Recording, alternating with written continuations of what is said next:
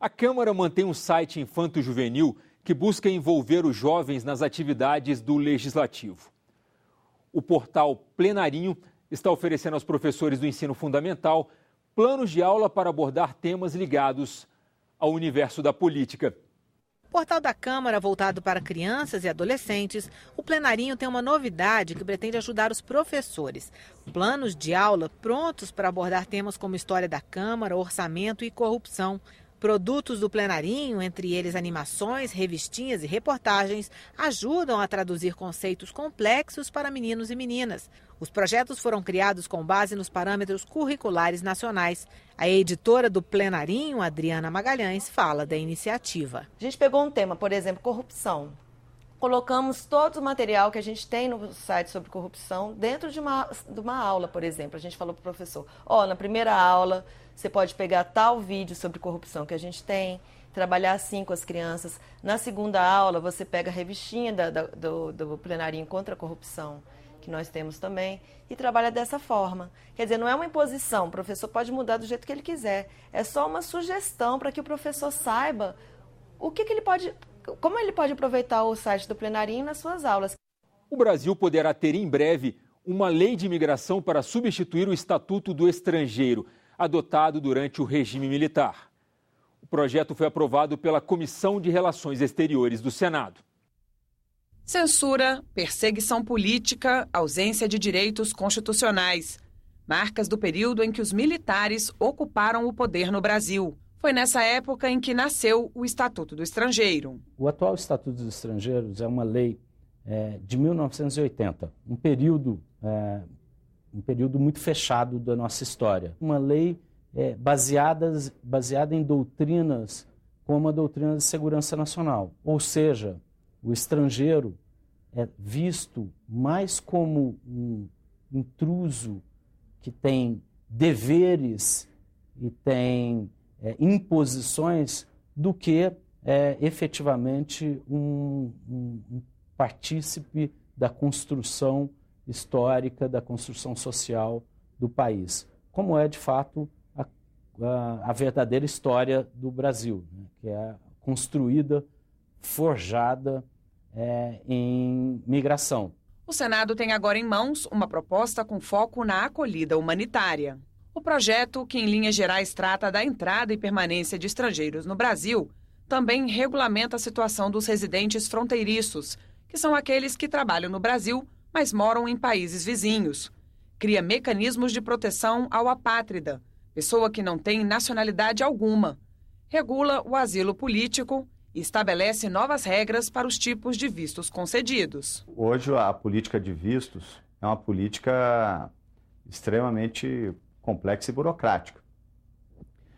Um exemplo, o nosso visto de turista não inclui o visto de negócios, como boa parte dos países o fazem. Não há possibilidade, por exemplo, de eu vir ao Brasil e procurar um emprego, legalmente. Isso, evidentemente, induz a irregularidade. Para se tornar mais fácil que um trabalhador estrangeiro venha ao Brasil, para se tornar mais fácil que um pesquisador estrangeiro venha ao Brasil, ou até mesmo que um estudante estrangeiro, um estudante venha ao Brasil. Uma das críticas ao projeto é de que, ao facilitar a vinda de estrangeiros, a mão de obra local sofreria com a disputa por vagas de trabalho, aumentando o desemprego. Nos últimos 5 anos, o número de imigrantes no Brasil cresceu, de 1.413.000 para 1.870.000. É preciso termos uma solidariedade ao que vem, porque nós também, por vezes, requeremos essa solidariedade no exterior. A aprovação do projeto pode ajudar o Brasil a enfrentar de forma mais estruturada situações como a dos haitianos. Primeiro, porque cria a figura do visto temporário por acolhida humanitária.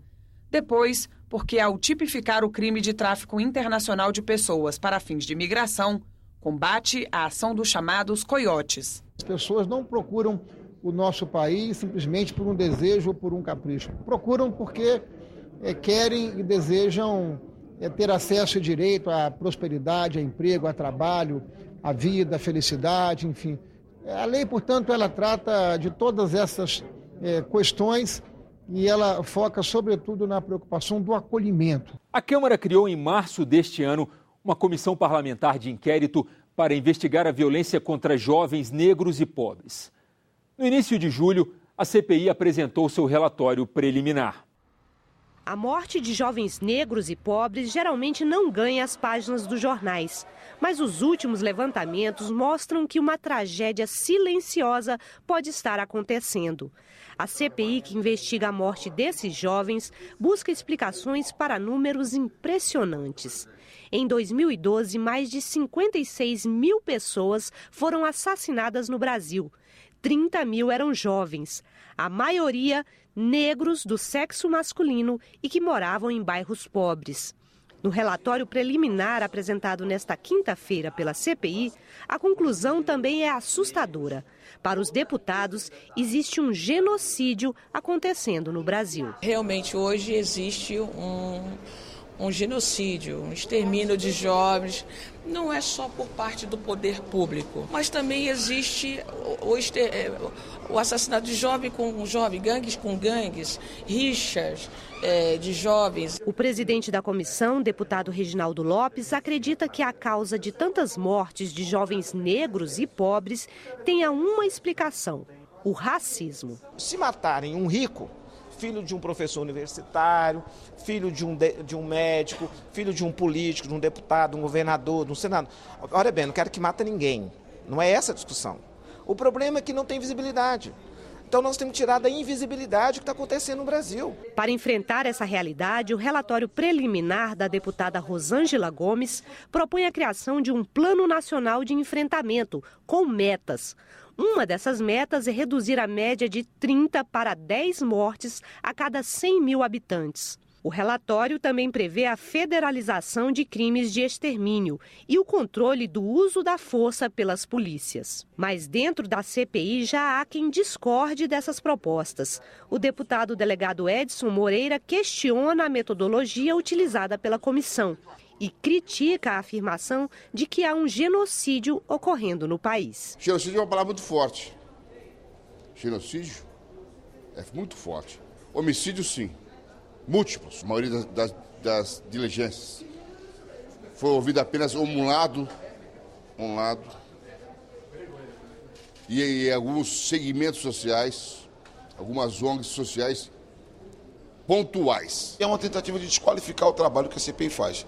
Infelizmente, também por colegas nossos, por parlamentares. Mas eu tenho convicção que, ao final, o dado que vai surgir há um genocídio contra a juventude negra e pobre no Brasil. No próximo bloco, uma escola de Tupã, no estado de São Paulo, investe pesado na reeducação alimentar. O Parlamento Brasil volta já.